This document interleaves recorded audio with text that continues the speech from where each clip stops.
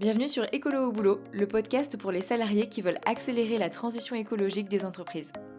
Vous êtes sur un format express, avec quelques extraits des meilleurs moments de l'épisode de podcast qui est sorti la semaine précédente. Je vous laisse écouter. Contrairement, par exemple, aux éco-gestes du quotidien, où on va réduire la consommation de viande, on va pas prendre l'avion, etc. Ça a un coût pour l'individu. Peut-être t'es un gros viandard, t'adores ça, ou alors t'adores voyager, etc. Donc te priver de ça quelque part, ça a un coût. Alors que faire ton métier différemment, ça a zéro coût en fait. Juste apprendre des nouvelles choses, tu as des nouvelles types de conversations. Enfin, actuellement c'est riche. Donc tu vois, je pense que c'est une manière d'être écolo qui coûte rien, enfin si ce n'est de l'engagement et apprendre, etc. Mais donc c'est plutôt bien reçu. On change pas le business model d'une entreprise sans que le codir et les dirigeants soient engagés. Puis ça c'est complètement cœur. En fait, tu changes l'activité de l'entreprise. Donc voilà. Et donc ça peut souvent être une étape 1. Et en ça, faut saluer le travail de la Convention des entreprises pour le climat qui est une organisation qui embarque les dirigeants de façon exceptionnelle. Maintenant, sans aller jusque-là, on peut quand même vachement réduire, être sensible, faire attention. Et ça se fait à n'importe quel niveau. Par exemple, réduire l'impact carbone d'un produit, ça remet pas en cause tout le modèle économique de l'entreprise, parce qu'on continue à vendre des produits neufs, mais qui sont 10, 20, 30% moins carbonés, par exemple. Bon, bah ça, c'est peut-être un peu plus accessible à l'échelle d'une équipe métier, par exemple. Bon, il y a pas mal d'entreprises qui nous appellent en disant, il faut former les commerciaux, parce que dans les appels d'offres des clients, il y a des critères RSE qui sont aujourd'hui 25% de la note de l'appel d'offres. On n'a rien à raconter là-dessus, ou alors on a peut-être des choses mais on sait pas lesquelles, et donc il faut que les commerciaux saisissent du sujet de la RSE de cette manière-là. Et ça c'est vrai à plein de niveaux. Et puis que les commerciaux, mais du coup c'est-à-dire qu'il faut quand même qu'il y ait des offres, c'est pas juste un discours, etc., etc. Donc ça fait remonter beaucoup de choses.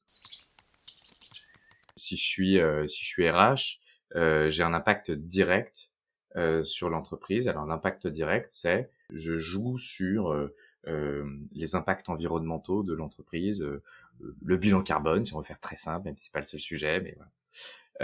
Et comment je joue, parce que je favorise une mobilité domicile-travail qui est plus responsable, donc ça diminue le bilan carbone de l'entreprise. Je fais attention à la gestion des papiers, un certain nombre de choses. Et donc, je joue sur l'impact direct de l'entreprise sur l'environnement. J'ai une deuxième responsabilité, c'est que je suis au service des autres collaborateurs de l'entreprise, qui eux-mêmes auront peut-être un impact direct. Et donc, en tant que RH, j'ai un impact indirect, c'est-à-dire je vais faire bouger les autres par des mécanismes que je vais mettre en place. Un mécanisme, ça peut être la rémunération, par exemple, où je mets des variables qui sont associées à une performance extra-financière de l'entreprise. Et donc, a priori, ça risque de faire bouger un peu les gens. Une autre manière de le faire, par exemple, c'est je vais organiser des formations sur ces sujets-là. Donc ça, c'est un impact indirect, c'est-à-dire ça change pas l'impact de l'entreprise tout de suite, mais ça fait bouger les autres qui eux-mêmes vont avoir. Et il y a un troisième impact, qui est un impact systémique. Et l'impact systémique, c'est l'entreprise, elle vit dans un environnement. Et moi, en tant qu'élément de cette entreprise, je suis aussi élément de l'environnement dans lequel je suis. Et donc, je peux peut-être faire bouger cet environnement-là. Et donc ça veut dire peut-être que je peux aller voir ma région et on peut trouver des synergies intéressantes. Je peux aller voir mes fournisseurs. Peut-être, je sais pas, par exemple, c'est des agriculteurs et on peut faire des choses intéressantes avec eux, faire évoluer leurs pratiques parce qu'on a de l'influence sur eux. Et si je reprends mon exemple de RH, je suis peut-être en lien avec des écoles pour recruter. Et donc, je peux aller faire des conférences dans les écoles en expliquant aux étudiants ce qu'on attend d'eux aujourd'hui quand ils rejoignent les entreprises sur les sujets de l'environnement, etc.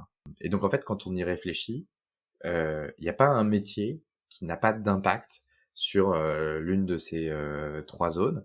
Et après, il y a des métiers qui vont avoir des polarités, c'est-à-dire que si tu dois concentrer ton effort, fais-le dans une des zones en particulier. Par exemple, je prends un deuxième exemple que celui de la communication. Si je suis à la communication, je fais des spots à la télé. Bon, j'ai un impact systémique énorme parce que ce que je fais, il y a plein de gens qui vont le voir. Donc, peut-être que je vais essayer de raconter des discours un peu différents. J'ai aussi un impact direct parce que j'organise un événement, il y a un bilan carbone associé, mais on sent bien que c'est un peu moins grave le bilan carbone de l'événement que le message qu'on va passer. Donc c'est un métier qui est plus polarisé vers le systémique. Voilà, et on peut faire cet exercice sur tous les métiers. Si j'essaie de résumer, l'impact direct, c'est l'impact direct de l'entreprise. Sur quoi moi je travaille en lien avec les impacts directs de l'entreprise. On a dit carbone, mais il n'y a pas que ça. Ouais. Impact indirect, c'est les gens de mon entreprise que je peux faire bouger. Et systémique, du coup, là, c'est tout ce qui est extérieur à l'entreprise. Exactement. Tout le monde va y passer. Moi, je prends souvent un parallèle qui est celui de la transition digitale, où finalement, on est capable de trouver très peu de métiers qui n'ont pas été touchés de près ou de loin par la transition digitale dans leur manière de faire. Bon, bah là, c'est la même chose en plus puissant parce qu'il y a vraiment un enjeu macroéconomique. Transition digitale, on continue à avoir la même logique économique et on est allé plus vite grâce à des outils plus performants. Là, il y a une logique macroéconomique qui est un peu différente. On a des ressources limitées, c'était pas prévu dans les modèles économiques jusqu'à présent. Donc, c'est une transition qui est encore plus costaud. Mais dans la logique de transformation métier, finalement, ça va toucher tout le monde de la même manière. Et donc, bien sûr, une entreprise, elle a du temps et des ressources financières limitées, donc elle va pas pouvoir faire tout le monde d'un coup. Et ce que je décrivais en avant, en effet, c'est plus par qui on démarre, quoi.